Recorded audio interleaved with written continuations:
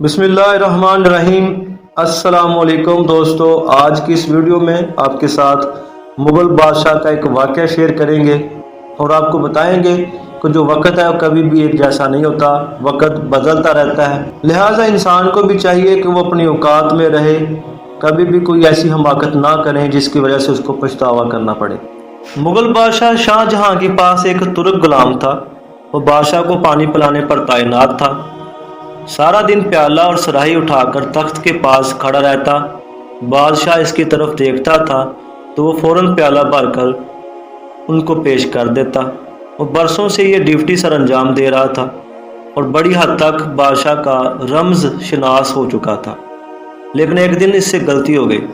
بادشاہ کو پیالہ پیش کیا، بادشاہ گھونٹ بھرنے لگا تو شاہی پیالے کا ایک کنارہ جڑا ہوا تھا اور ٹوٹے ہوئے پیالے میں پانی پینا ہندوستان کے بادشاہ کی توہین تھی۔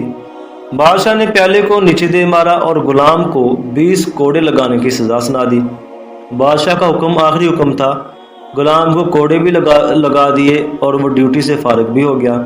وقت بدلا، اورنگزیب عالمگیر نے اپنے والد کو قید میں ڈال دیا اور وہ تمام غلام اور ملازمین بوڑھے بادشاہ پر تعینات کر دیے جنہیں کبھی شاہ جہاں نے سزائیں دی تھیں۔ وہ پانی پلانے والا غلام بھی ان ملازموں میں شامل تھا۔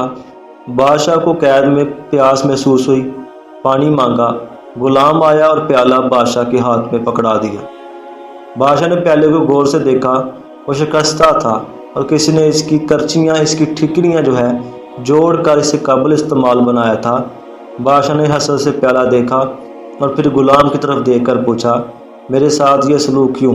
غلام نے مسکرا کر عرض کیا، حضور یہ وقت کا سلوک ہے، یہ وہی پیالہ ہے جس کا ایک کونا بھرنے پر آپ نے اس میں پانی پینے سے انکار کر دیا تھا اور اسے زمین پر مار کر توڑ دیا تھا۔ میں نے اس ٹوٹے ہوئے پیالے کی کرچیاں اٹھا لی تھیں اور میں نے انہیں جوڑا اور اس گھڑی کا انتظار کرنے لگا جب آپ کو وقت اس پیالے میں پانی پینے پر مجبور کرے گا، اور بادشاہ سلامت وہ وقت آ گیا ہے۔ شاہ جہاں کی آنکھوں میں آنسو آ گئے۔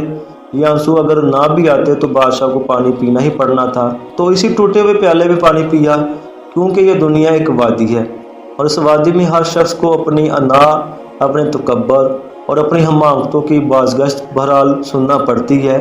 لہٰذا آپ لوگوں سے التماس ہے کہ ہم بھی چاہیے کہ جب ہمارے اوپر اچھا وقت ہو تو ہم اس میں بڑے محتاط رہیں اور ہمارا رویہ اچھا ہو اور دوسروں کے ساتھ اچھا سلوک کریں۔ یہ نہ ہو کہ ہم غرور اور تکبر میں آ کے لوگوں پر ظلم کریں اور اس کے بعد ہمیں اس کی سزا بھگتنی پڑے۔